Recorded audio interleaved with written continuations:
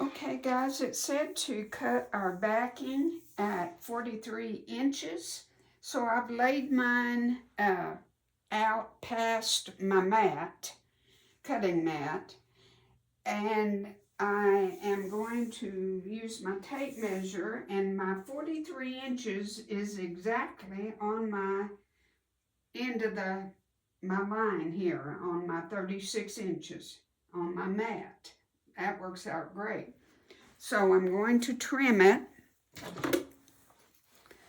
on my 36-inch line.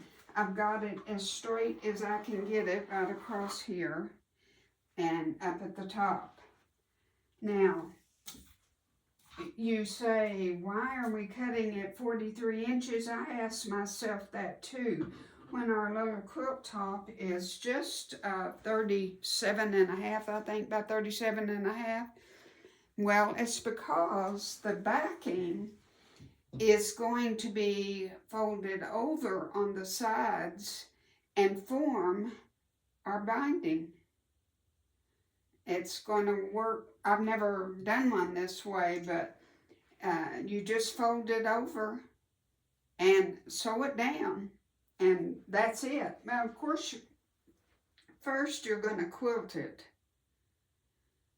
and then do that backing.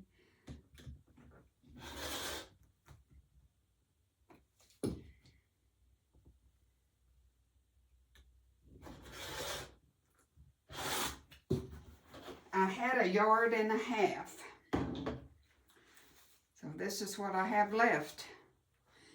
I'm going to be using it on my, well, no, I'm not going to be using it on my binding. This is my binding. So that's what I have left. I don't remember how much it told you to buy, but I bought 1.5 yards. All right, I have my 43 inches now. And it says 43 by 43. Well, my selvage on this side, on this piece right here, on the back, is very small. But I have to be careful. You need 43 inches. So let's see what we've got here. You don't want to be trimming your selvages off right now yet until you see what you got. All right, with the selvage, I have a little over 22 inches. So 22 and 22 is 44. I barely make it. But if I cut this off right here, I'm cutting off a little more than 1 inch probably. See, on both sides, you see what I'm saying? So, I am not going to trim that selvage off right now. I'm going to leave it exactly the way it is. And because when I put my, well, you'll see, when I put my top on, we're going to trim again this piece. So I'm going to leave my selvages on for right now. All right, we've got our backing and we're ready to put it together. So let's go find, I have to get some batting, and then we'll sandwich it together and quilt it. All righty? Be back in a minute.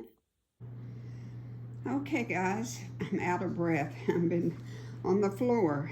For our batting, we want 43 by 43 also. I just randomly cut what I thought was approximate. And then I marked it. I have a red line right down the middle, 21 and a half. I put 21 and a half and 43. And I just measured all the way across. And now I did it up at the top. I have a line going across. And then my pins mark where I'm going to trim on the side. Looks very crooked, doesn't it? But it will work out once I trim it. And then I will have an approximate 43 by 43. Don't get stressed out if it's not, because there again, when we put our pieces together, we're going to be trimming our batting to 1 inch from the quilt top. So we've got plenty of leeway. Don't worry about it being exactly 43 by 43. But we have to start somewhere, so that's how I measured it off. I just put a piece down that was approximate. Took 21 and a half as my middle point, and then marked my sides and the top and the bottom. That's how I did that. Now when we put it all together, I will show you exactly what you will trim to what. But this is just a beginning for our batting. Be right back. Okay guys, this shows you how much extra we have on the sides of the batting and the backing.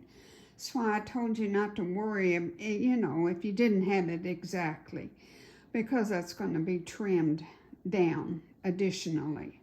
I don't have it pinned a whole lot, but it's enough to hold it together. I'm going to quilt it with a decorative stitch on my machine. I don't know what. I'm not going to use a serpentine because I don't know why, but a serpentine is more feminine to me, and this is for a little boy.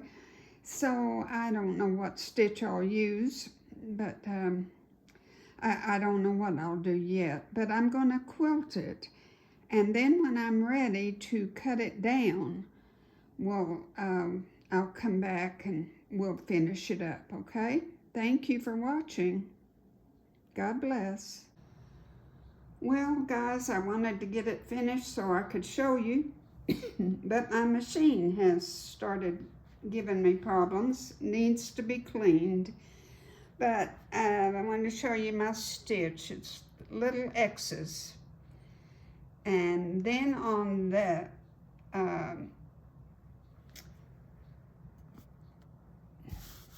taupe stripe, I did every third row, just a straight stitch across there. You can't really hardly tell it, but there's a straight stitch across every third row.